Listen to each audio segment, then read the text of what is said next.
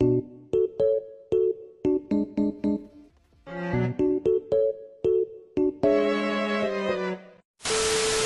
mo about sa relativity bago mo panoorin yung video? Tungkol sa mga pagre-repaso o resourceful ng isang taong matalino.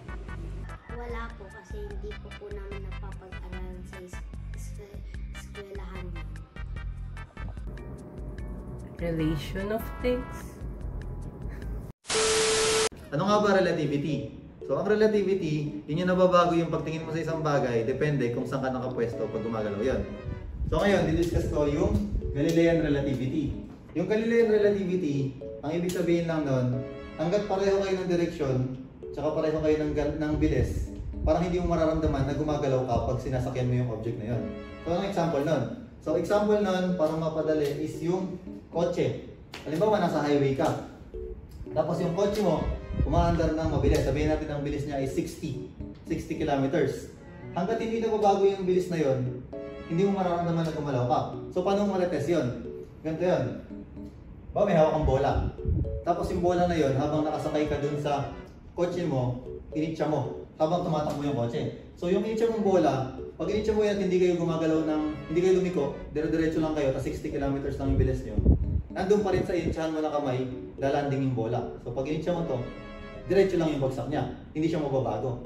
Yun yung Galilean relativity. So hanggang hindi ka nagbabago ng direksyon, or hindi ka lumiliko, ganyan, hindi ka kumaliwa, hindi ka kumanan, hindi mo mararamdaman na gumagalaw yung sinasakyan mong object, tsaka hanggat hindi nagbabago yung speed. Yan. So may limitations doon na i-explain ni Raven. Nasabi kanina, merong limitations yung Galilean relativity. Noong umpisa, naramdaman natin na kapag ikaw ay nasa loob ng isang tren, example, kung dire-diretso lang ang galaw mo at tagbato ka ng bola, sa'yo pa rin mabagsak yun at di mo mararamdaman na gumagalaw ka. Pero, if yung ginagalawan ng tren is kumaliwa siya or gumaan siya bigla, saka mo palang mararamdaman na merong movement na mangyayari. One example nito is, papunta ka ng SM at bigla ka lumiko, yun, merong paggalaw na mangyayari. Meron pang another example na makaka-affect dito, which is yung mga lubak or biglang nag-slow down yung sinasakyan mo na object. So basically, yung Galilean relativity, hanggat hindi kayo nagbabago ng speed, ng direction, o hindi kayo nagbabago ng bilis, tsaka kung saan kayo pupunta, halimbawa, padiretso lang kayo, hindi kayo kumanan, hindi kayo kumaliwa, hindi nyo mararamdaman na gumagalaw yung sinasakyan nyo.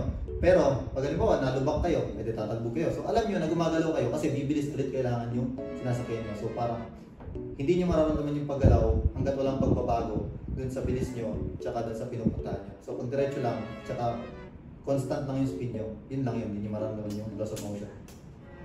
So, in 1887, Michelson and Merli believes na yung space daw natin is punong-puno ng Aether. And then, kapag daw yung Earth is nag-revolve around the Sun, nagkikreate daw siya ng medium na opposite dun sa paggalaw ng Earth. At ito yung tinawag nilang Aether wind. Ngayon, theoretically speaking, kapag daw nag-project ka ng light against dun sa Aether wind, babagal daw yung speed of light kasi kinakalaban niya yung Aether wind. Ngayon naman, kapag nag-project ka daw ng light with the Aether wind, mas mabilis daw dapat yung speed of light kasi katulong niya na yung Aether wind.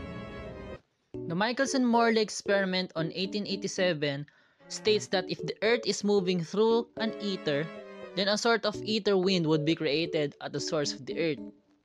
A light beam projected to the ether wind would be slower than the light projected across the ether wind.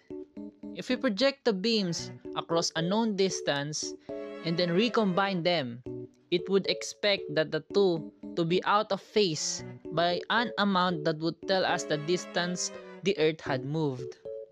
If the Earth is moving through the ether, then light waves going one direction relative to us should travel at different speed than another direction. It's like you're in the fast-moving river and you're swimming along with the current. You swim much faster relative to the shore than if you're swimming against the current. So the Michelson-Morley experiment was designed to do was measure the speed of light in one direction versus another direction to see how fast we're moving through the ether. And what discovered was it's the same in one direction as the other. Michelson-Morley couldn't measure any effect of Earth's orbit, even though the assumption was at the time that would affect the measured speed of light. So, in conclusion, Michelson-Morley's experiment showed that there is no medium called either. And, fun fact, yung experiment na to is naging foundation ng theory of relativity ni Albert Einstein. 5 minutes later. So after panoorin yung video, anong natutunan mo? Yung ilaw, hindi bumabagal, hindi mabilis. Yung lubak, hindi maramdaman ang galaw ng sasakyan. Okay, ang natutunan ko sa video na napanood ko kanina is about sa Galilean relativity. It's how change, speed, direction, and location affect a certain thing or situation. Sa Michelson-Morley's experiment naman, it was proven as wrong. Yes, meron siyang pressure na nakakaapekto sa mga bagay-bagay, pero wala siyang kinalaman pagdating sa speed of light. Ang natutunan ko po ay kapag po ang sasakyan ay umaandar at lumilong po, ay nararamdaman niyo din po ang pagliko. Kapag naman po ang sasakyan ay umaandar kasi hindi po siya lumiliko, hindi niyo din po mararamdaman yung pagliko. At yung ilaw po ay hindi nagbabago ng bilis.